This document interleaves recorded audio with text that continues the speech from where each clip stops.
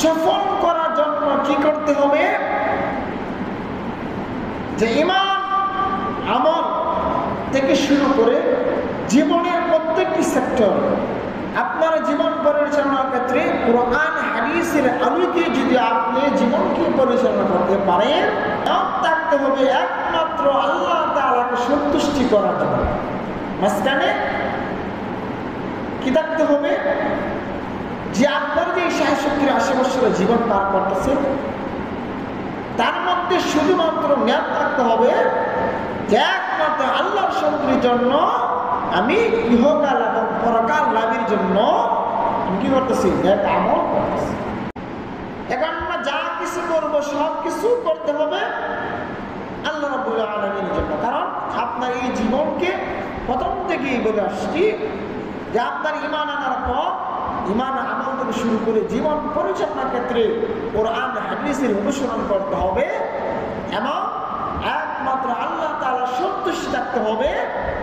তাহলেই না আপনার মৃত্যুর পর দুনিয়া এবং পরকালে আপনার নাজাতের উসিলা হয়ে যাবে, আপনি পরকালে শান্তি থাকতে পারবেন। আমরা যা কিছু করতে হবে একমাত্র নেয়ামতটা আল্লাহর জন্য করতে হবে।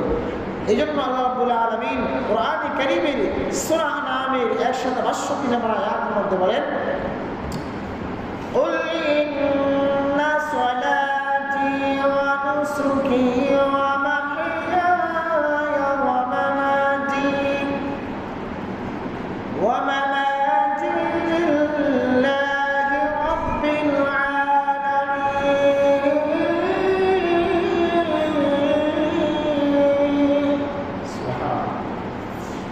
আল্লাহ রাব্বুল আলামিন এই কোরআনের আয়াতে বলতেছেন, হে রাসূল সাল্লাল্লাহু আলাইহি ওয়াসাল্লাম, আপনি বলেন আমার নামাজ, আমার কুরবানি, আমার জীবন এবং আমার মৃত্যু সব কিছু একমাত্র আল্লাহ তাআলার জন্য। সুবহানাল্লাহ।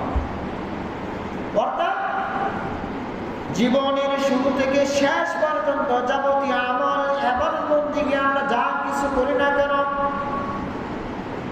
আপনার ৬০ বছর ৭০ ৮০ ৯০ বছর জিন্দেগিতে যা কিছু আমল করি না কেন, একমাত্র আমাদের জ্ঞান থাকতে হবে যে আল্লাহ রাব্বুল আলামিনের সন্তুষ্টির জন্য আমরা জীবন পরিচালনা করি, ইবাদত করি, কোরআন তেলাওয়াত করি, নামাজ রোজা হজ যাকাত যা কিছু আছে সব কিছু আল্লাহ তাআলার সন্তুষ্টির জন্য করতে হবে, শুধুমাত্র আল্লাহ তাআলার জন্যই করতে হবে। এই জন্য আল্লাহ রাব্বুল আলামিন বলেন, কুল ইন্না সলাতি ওয়া নুসুকি ওয়া মাহইয়ায়া ওয়া মামাতি লিল্লাহি রাব্বিল আলামিন। কুল ইন্না সলাতি, নিশ্চয়ই নবী আপনি বলে দিন, নিশ্চয়ই নামাজ, কুরবানি, জীবন, হায়াত, মউত যা কিছু আছে সব কিছু আমরা আল্লাহ তাআলার জন্য।